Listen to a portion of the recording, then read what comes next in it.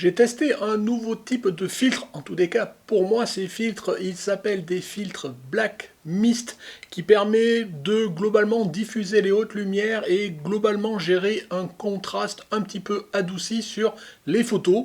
Donc pour quel usage, quel type de filtre et qu'est-ce que cela fait? Bah écoutez, si cela vous intéresse, on va voir ça tout de suite.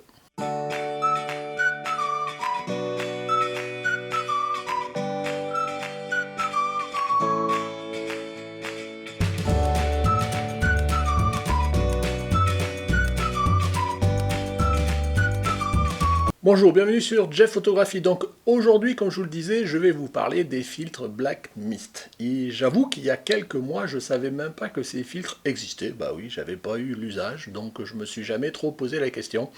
Et du coup, j'ai vu qu'il y avait ça dans le catalogue de KF Concept. Donc je les ai contactés et je leur ai demandé s'ils pouvaient me faire parvenir ce type de filtre afin que je les teste. Donc ils l'ont fait, je les en remercie beaucoup. Bien évidemment, donc comme je vous disais, c'est pas vraiment une vidéo sponsorisée, c'est plus moi qui ai demandé à tester un produit, donc je vous remercie encore KF Concept par rapport à ça. Bien évidemment, comme tous les produits que je teste, j'ai le droit de dire ce que je veux, que ce soit en bien ou en mal sur les produits, ou sinon de toute façon je ne les teste pas. Donc voilà, comme ça, ceci est dit. Donc KF Concept m'avait envoyé le filtre Black Mist, pour moi, donc en diamètre 77 mm, donc pour moi c'est bien parce que ça va à la fois sur mon 24-105 et mon 70-200, autrement dit les objectifs que j'utilise tout le temps. Et ils me les ont envoyés en 3 intensités. On verra à peu près ce que ça veut dire tout à l'heure en 1/8, 1/4 et 1/2. Donc on va regarder un petit peu ce que sont ce filtre, quel effet il apporte, pour quels usages, et on va regarder un petit peu en quoi les filtres Black Mist de KF Concept sont intéressants. Je vous montrerai aussi quelques photos que j'ai fait. J'ai peut-être pu pas en faire autant que je voulais, parce que notamment je voulais faire un shooting en studio qui a été annulé et reporté à plus tard, mais je voulais faire ce retour maintenant parce que je pense que j'ai suffisamment de matière pour dire en tous les cas ce que j'en pense. Donc on y va. Donc un filtre Black Mist. Alors mist en anglais ça veut dire brume. Donc quelque part c'est un filtre qui va vous permettre de générer un effet brumeux, notamment dans les hautes lumières. Voilà, si je devais résumer en une seule phrase le filtre Black Mist, c'est celle-ci. A priori, ce type de filtre, puisque j'ai pu voir, existe depuis pas mal d'années. Moi, je ne les connaissais pas, donc après même plusieurs dizaines, hein, donc ça devait exister du temps de l'argentique. Voilà, je disais, moi, je l'ai découvert il y a peu de temps. Donc ces filtres permettent de réduire un petit peu le contraste là, et à rajouter de la douceur à l'image et qui permettent un petit peu voilà, d'adoucir nos images qui aujourd'hui sont de plus en plus piquées, mais il y a des fois c'est pas toujours le piqué qu'on leur recherche, notamment pour moi par exemple qui fait du portrait, ce genre de choses. Avoir une certaine douceur, de pouvoir des effets de diffusion de la lumière ou pas, ma foi ça peut être très intéressant et je pense que ce type de filtre, en tous les cas pour mon usage, peut être intéressant et c'est pour ça que j'ai voulu le tester. Ces filtres Black Mist sont aussi réputés pour globalement un effet à votre image qui, tant en photographie qu'en vidéo, donne un rendu un peu cinématographique. Donc ça c'est toujours un petit peu une question de point de vue, qu'est-ce qu'on aime derrière un rendu cinématographique ou pas, mais ma foi c'est souvent la qualification qu'on met par rapport à ce type de filtre, un rendu cinématographique, et on verra, pourquoi pas. Pour résumer au global les caractéristiques de ce type de filtre, on peut dire quelques points. Le premier, donc ça crée une douce lumière diffuse, ça réduit les hautes lumières et les reflets, ça adoucit les imperfections de la peau. On utilise notamment ce genre de filtre pour lisser un petit peu légèrement la peau, ce genre de choses, pour moins avoir les effets de pores et autres. Et au global, ça abaisse le contraste global de votre photo, ou de votre image si c'est de la vidéo. Alors un filtre Black Mist, ça se caractérise par son intensité. Son intensité va de 1/8, 1/4, 1/2, 1, et je crois que même pour certaines marques, pas KF Concept, mais d'autres, ça peut aller même jusqu'à 2. Donc pour KF Concept, ça s'arrête à 1. Sachant que à l'intensité minimale, donc 1/8, c'est là où on a l'effet avec l'intensité minimale. Et on a de fait l'intensité maximale, l'effet le plus prononcé à l'intensité maximale qui est en l'occurrence 1, voire 2 si vous avez la possibilité d'avoir 2. Et bien évidemment, toutes les intensités intermédiaires feront en sorte de, plus on monte en puissance, de renforcer l'intensité et donc l'importance de l'effet. Donc ce type de filtre, comme je vous le disais, diffuse la lumière, surtout les hautes lumières, en donnant un résultat très diffus, très doux, brumeux, d'où le mist. Et surtout, plus il y a de haute lumière, et plus l'effet sera prononcé, puisqu'il joue essentiellement sur ces fameuses hautes lumières. Alors dans quel contexte maintenant on peut être amené à utiliser ce type de filtre? Je dirais en extérieur, essentiellement quand vous avez pas mal de haute lumière. Alors moi je vois en portrait par exemple, ça peut être pour maîtriser du contre-jour ou de la lumière forte qui viendrait de plus ou moins derrière mon modèle. Ça peut être aussi en intérieur, pas forcément un studio, ça peut être globalement un intérieur. Dès que vous avez des hautes lumières qui peuvent être induites, vous savez, par des lumières un peu artificielles, un spot de lumière, des néons, un flash, enfin voilà, dès que vous avez des lumières un petit peu artificielles et qui viennent mettre un petit peu des hautes lumières dans votre photo, ça vous permettra de diffuser un petit peu ce halo de lumière et de rendre un effet un petit peu, voilà, donc cinématographique, en tous les cas, avoir un rendu un peu plus artistique à vos photos. Après, ça peut être aussi intéressant de les utiliser, par exemple, dans la photo de nuit, de rue, vous savez, vous avez l'éclairage public, ce genre de choses. Pareil, de vitrine, si vous avez des néons ou autre. Vous voyez, dès qu'il y a un petit peu de ce genre de lumière, un petit peu qu'elle soit artificielle, ou même, je dirais, naturelle, mais qui va plutôt dans les hautes lumières, ça permet éventuellement d'avoir un rendu, d'adoucir ces lumières et d'avoir un rendu particulier. Alors, maintenant qu'on a vu à peu près ce que faisait, on verra tout à l'heure l'illustration en image, ce type de filtre, on va regarder les caractéristiques des filtres KF Concept. Donc, ils sont livrés dans une boîte, bon voilà, une boîte KF Concept, sur laquelle vous avez marqué la puissance, voilà, il n'y a rien de très spécial. Ce qui est intéressant au niveau packaging, c'est que les filtres sont livrés dans ce style de boîte. Vous voyez, c'est une boîte ronde qui est assez grosse. La taille de la boîte est la même, quel que soit le diamètre du filtre que vous achetez. Que vous achetiez un filtre tout petit ou un filtre le plus grand possible, sachant que les filtres KF Concept vont de 37 à 82 mm. C'est la même boîte. Et à l'intérieur de cette boîte, alors je ne sais pas si vous le verrez, voilà, vous avez ici un petit socle cranté des deux côtés qui vous permet de poser votre filtre, quelle que soit sa taille, et vous voyez, de bien le caler.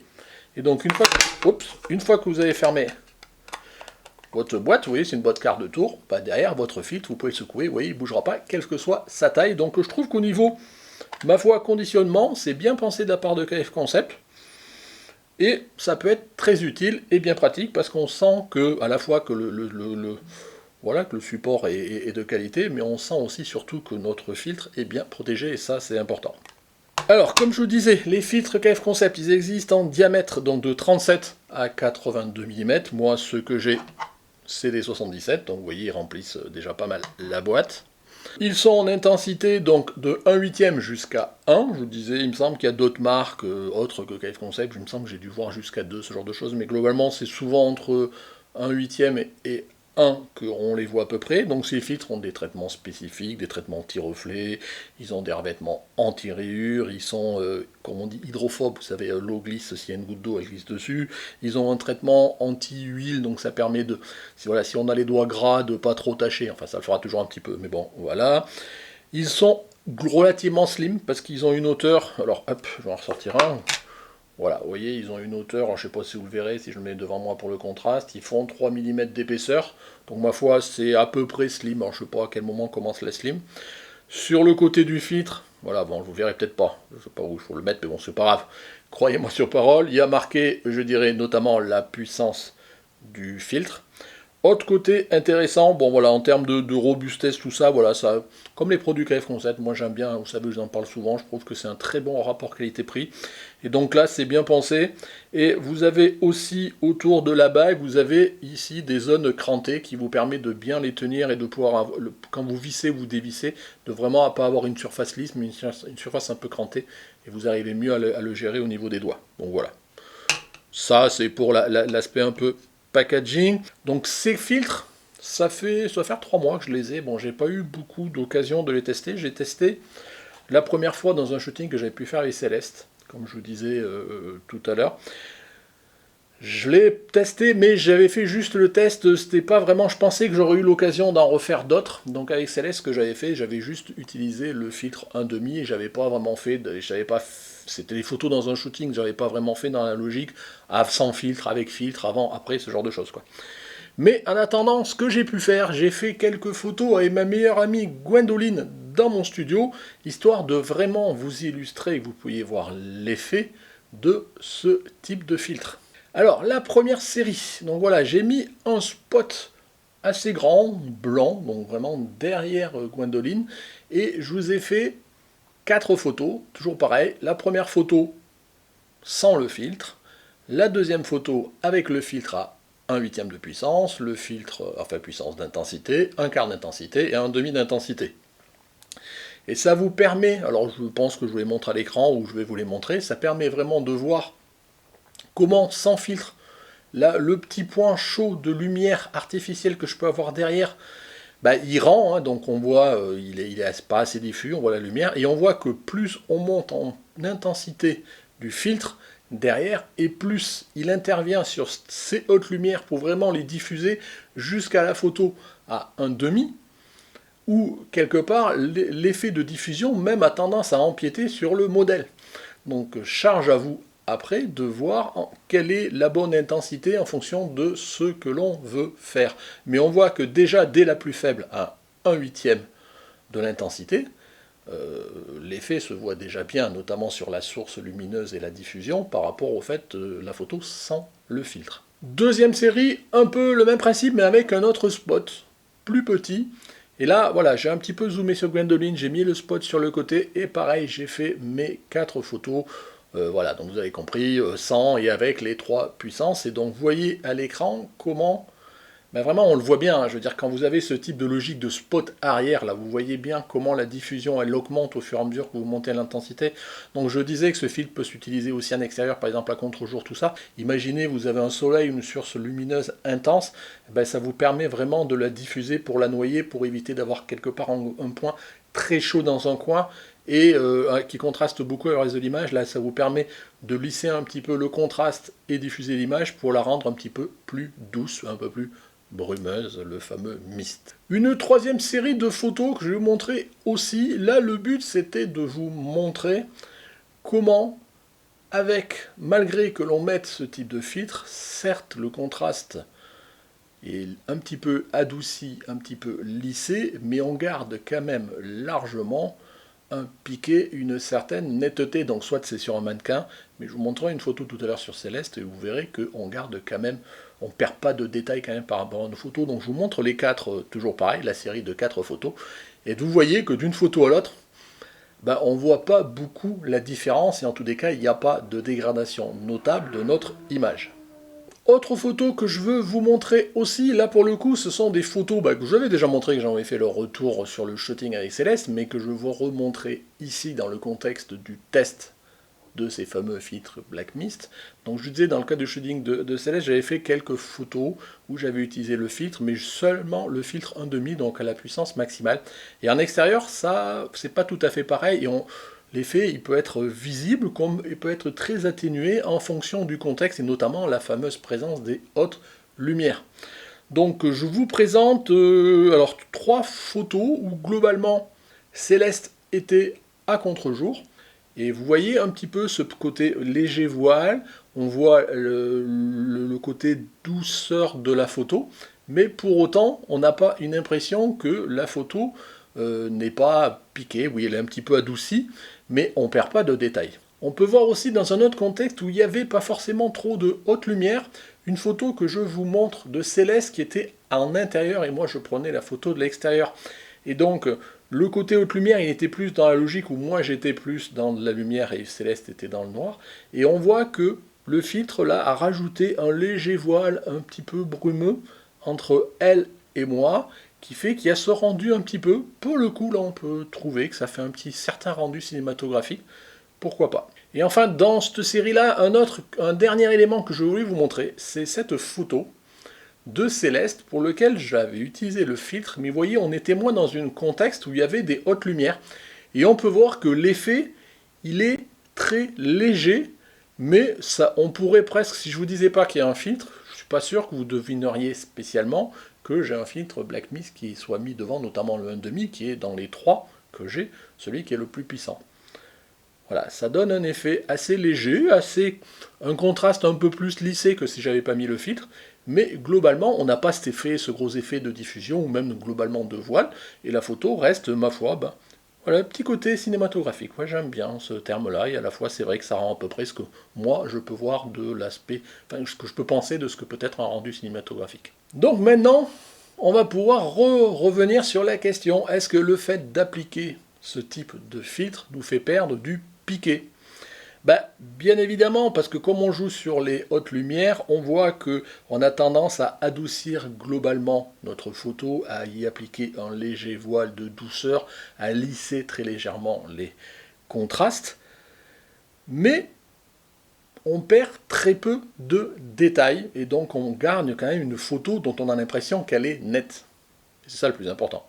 Après, le fait qu'on ait ce côté diffus, ce côté douceur, bon, c'est aussi ce que l'on recherche le fait d'appliquer ce type de filtre. Donc on ne peut pas vouloir qu'on ait une impression de piquer et à la fois appliquer ce type de filtre. Voilà, ce ne serait pas logique. Donc pour vous montrer typiquement, non pas sur Gwendoline qui était un petit peu modèle artificiel, donc c'est pas forcément évident de gérer le contraste, la netteté par rapport au voile. Donc je vous remontre une des photos de Céleste. Et cette fois-ci, on va pouvoir un petit peu zoomer dans la photo et voir que vous voyez, il y a certes un effet de douceur, de lissage léger de la peau, mais si on zoome, vous voyez que la photo reste nette. Elle est douce, mais nette. Je n'ai pas perdu de détails, et ce que je dis, c'est l'important aussi. J'ai pas envie de sacrifier le détail. Certes, un petit peu piqué par rapport au fait que je vais y avoir de la douceur sur ma photo, mais je ne veux pas sacrifier du détail. Et c'est le cas. Maintenant, autre question qu'on peut se poser, est-ce que le fait que je mette devant mon objectif ce type de filtre, ça me fait perdre de la lumière? Écoutez, par exemple, revenons sur les exemples, hein, je ne sais pas si je vous les remontrerai ou si vous regardez peut-être en arrière.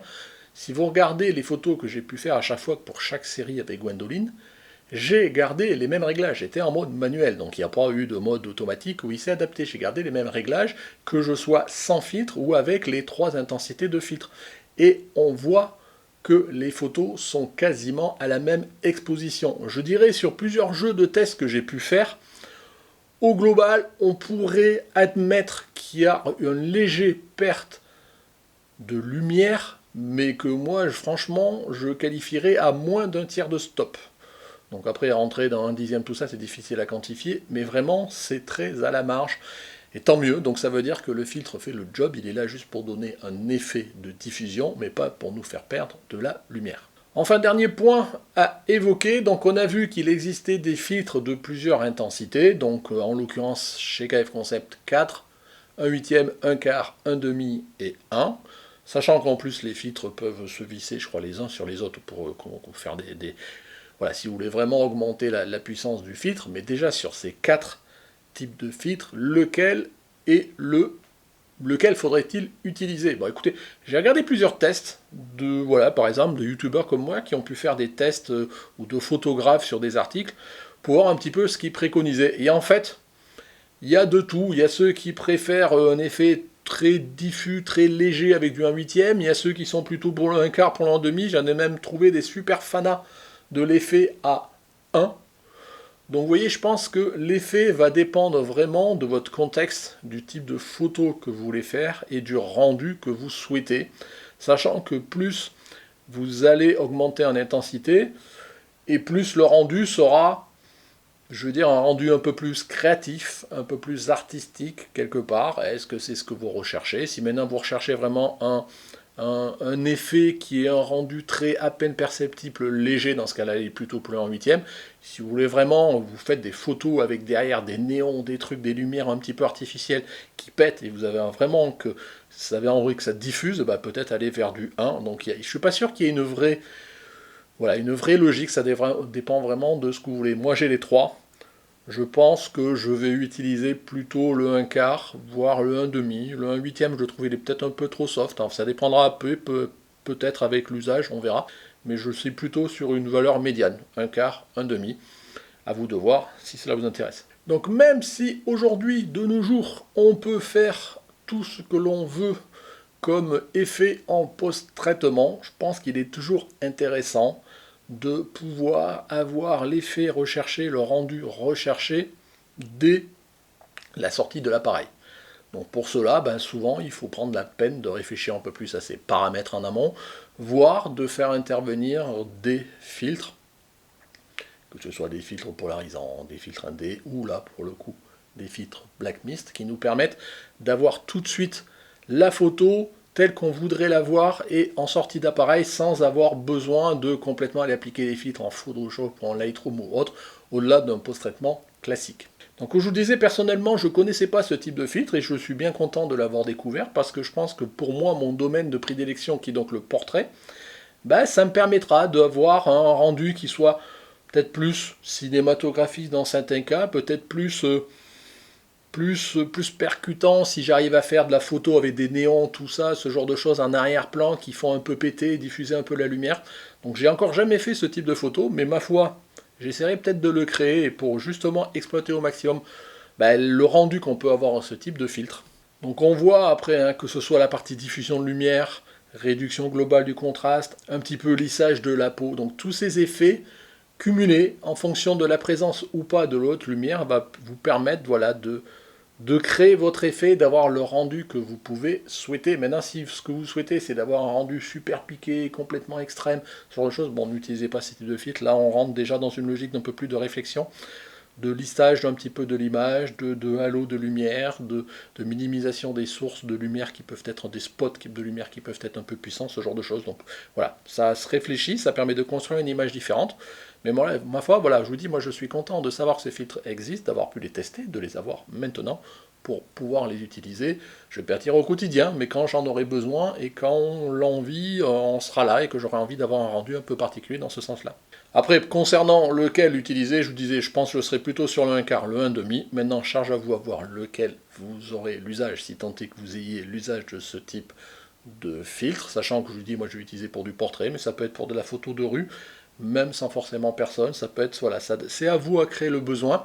Ça permet de lisser, dès qu'il y a un petit peu de haute lumière, de trucs comme ça, d'avoir des effets. La haute lumière, vous pouvez l'avoir sur une photo de fleurs, sur une photo de rue avec, vous savez, des spots d'éclairage dans la rue, ce genre de choses. Vous pouvez l'avoir en plein jour comme en pleine nuit, vous pouvez l'avoir en intérieur comme en extérieur. C'est à vous, voilà, à juger à quel moment ce filtre peut vous être utile. Moi, je sais qu'il va pouvoir m'être utile. Maintenant, à vous de voir. Voilà, j'espère que cette présentation rapide de ce type de filtre que moi, personnellement, je ne connaissais pas. Je ne sais pas si vous le connaissiez. Voilà, vous a plu. Dans tous les cas, n'hésitez pas à partager votre avis en commentaire. C'est fait pour ça. Si ça vous a plu, n'hésitez pas, comme d'habitude, à mettre un pouce bleu. Si vous voulez me suivre, toujours pareil. Si vous n'êtes pas abonné, c'est ici que ça se passe. Voilà, pour voir petit à petit tous les épisodes. Voilà, merci de m'avoir suivi. Et puis écoutez, au revoir.